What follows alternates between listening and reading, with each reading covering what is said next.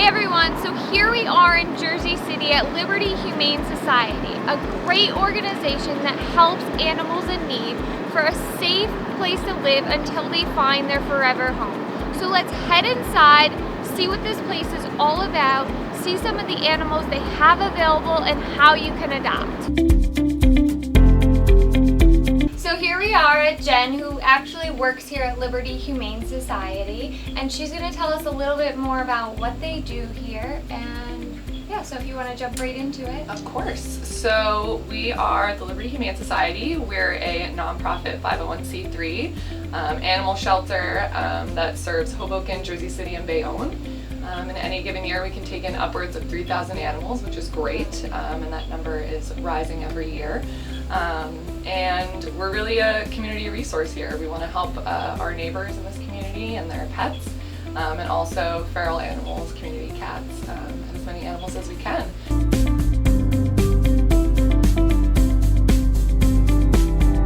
Can you tell me a little bit about what the adoption process is like?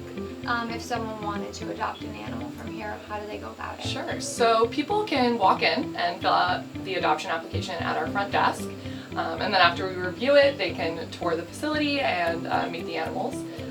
Dogs go into the kennel, cats, they go up to the cattery, and they do a structured meet and greet where they get to know the personality of the cat that they're interested in, or browse to see if there's one that really speaks to them. For an animal to be adopted out, they do need to be microchipped, vaccinated, and spayed or neutered, and that's all included in the adoption fees.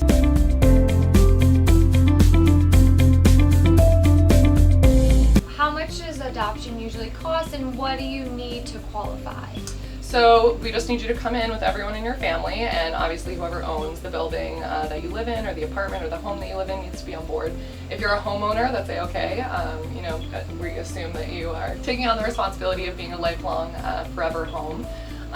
The fees, it's $120 for a cat and $150 for a kitten, and then $175 for a dog, or $225 for a small dog or a puppy.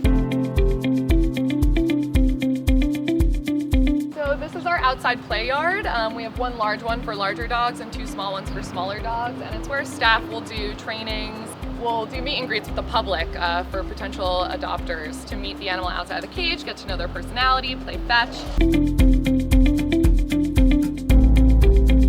This is Sally. She's a 10-year-old brindle pit. She's looking for her forever home here. If you're looking for a really gentle beauty, come on down, fill out the adoption application for Sally. On top of being a shelter, so we shelter animals, we also do adoptions here 6 days a week. And we also have our low-cost wellness clinic, which is a low-cost vaccination clinic, where we have a vet who comes in every single Wednesday from 4 to 6 to give vaccinations to members of the public. And in that 2 to 3 hour window, we can help upwards of 25 to 30 animals get vaccinated, which is really great. This is Frankenstein. He came in around Halloween, hence his name.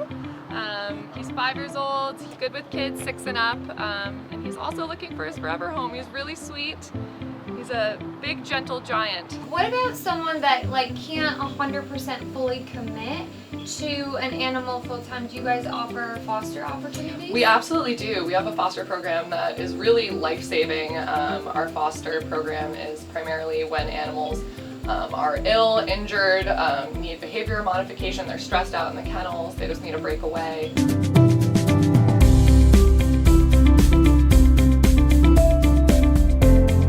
This is Miss Sophie Piper. She has been with us for about 3 weeks, and she is a big potato. Everybody loves to come pet her and snuggle, and of course she loves her treats. All she does is lay in her big cuddly bed and sleep all day. Right now we're upstairs in our cattery meet and greet room. This is where all of our adoptable cats come through to meet people who are interested in adopting them. Right now we have Jibba Mukti. He's very sweet. He's a 7-year-old brown tabby. He actually has his very own apartment over here. But he's very, very sweet. He likes people. He would do great in a home that is a single cat household.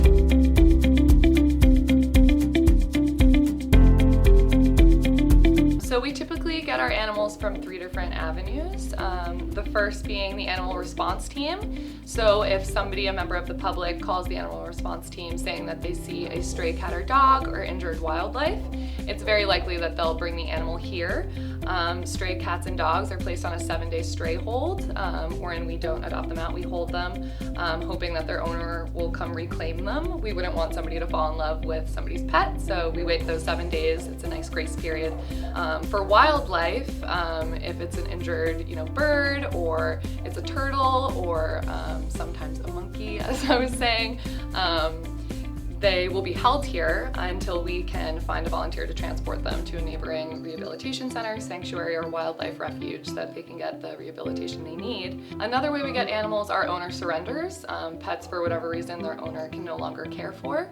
However, it's worth noting that we only take surrenders by appointment only, and as space allows, we want to make sure that the animals that come into our shelter, they are adoption candidates, they will thrive here. Third way that we get animals are transfers. So organizations that are currently overpopulated, or organizations that are having a hard time adopting out a specific animal.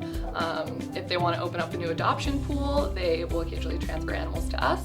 And if we're ever overpopulated and are looking for another adoption pool, if we're having trouble with a tricky animal, we will occasionally transfer them out to neighboring organizations. So we really rely on those partners as well.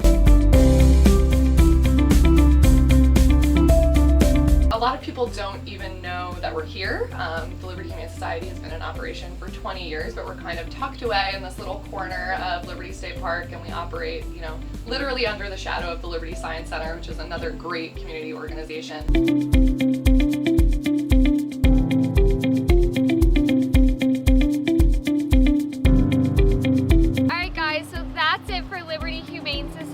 Thanks so much, Jen, for having us. My pleasure. And anything else you'd like to share with the community? Yes, I just want people to be a supporter of spay and neuter surgeries, check out our low-cost subsidized surgeries to help the homeless animal population from exponentially growing. Check out our wish list of most needed items on our website, and consider fostering, volunteering, or adopting an animal. We would love to welcome you.